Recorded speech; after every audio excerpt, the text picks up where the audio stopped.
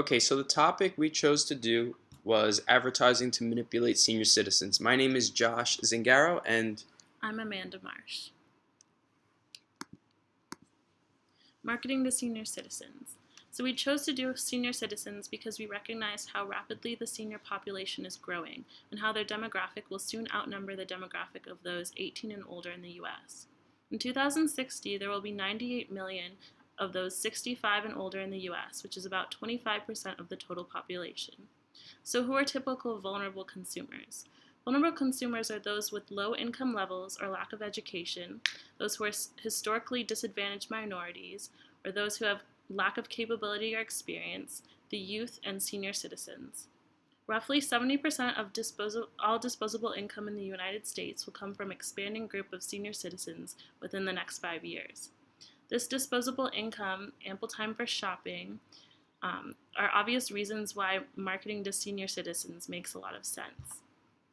In terms of language used to market to senior citizens, people over 65 are likely to be more influenced by straightforward messages. They ask for the bare minimum, and they give campaigns, promotions, and offers to make them feel special and valued, attempting to gain their trust and say that they aren't spam. They also provide testimonials by celebrities to make senior citizens feel safe in choosing their products. so one of the main types of ads that are targeted towards senior citizens are reverse mortgages. In case someone may not know what a reverse mortgage is, it allows you to convert some of the equity of your home into cash without having to sell your house or pay any extra monthly bills. So some aggressive ads fail to explain the risks and the fees that sometimes leave seniors without a place to live. Unfortunately, the consumers often don't know all the fees, of course, with the reverse mortgage and the conditions that would make the loan due before signing up. So this is one of the main issues that seniors come across when applying for reverse mortgages. Another example of scams are Social Security scams. Seniors may be targeted by advertisements claiming that they can get more out of their Social Security if they pay to learn what they call this one trick. While there are always ways that seniors can maximize their Social Security income, most of those tips are actually available for free elsewhere on the web, which these senior citizens don't always realize. Another type of ad that you can see here on the screen is a funeral insurance ad that mainly, of course, targets senior citizens. So seniors mostly, they worry about the cost of their funerals. However, marketers try and take advantage by selling them quote-unquote funeral insurance that they don't necessarily need if they have life insurance already. The funeral insurance company makes it seem like it's an additional insurance that they need to purchase, which it's not. It's essentially the same thing as a life insurance policy, and the seniors end up having to buy into it, and that makes them have a double insurance policy, which obviously makes them waste money. Our last example is native ads. These are ads disguised as content on the internet. Senior citizens are the fastest growing population on Facebook, which doesn't always make it obvious what content is an ad and what is not.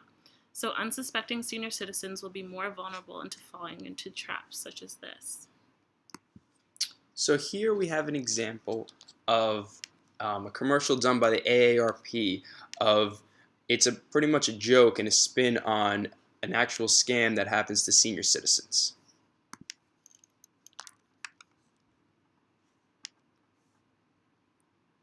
It's the season of giving, and we're taking. I got really good at fake websites tell 'em this about year. that. It's got all the hot little holiday deals. Well, we don't have any of those products. Yes, we do have that toy in stock, ma'am. Just give me your credit card info, and we'll get it right out to you. Expiration date 7/16. And thank you very much. Well, you've made me very happy. That is great. I mean, that actually made me happy to rip her off. So, as a conclusion, I wanted to ask you guys if you think it's ethical to target senior citizens in these instances. You could just leave your comments below in the drop-down box. And so some other types of ads that seniors are targeted by, they may be anti-aging products, lottery scams, and sex pills. And so lastly, how to end this issue, we personally think that clear warnings within advertisements would be great. to end these issues, but obviously the companies may not be willing to do that. But once again, if you have any opinions or solutions, just leave your answers below.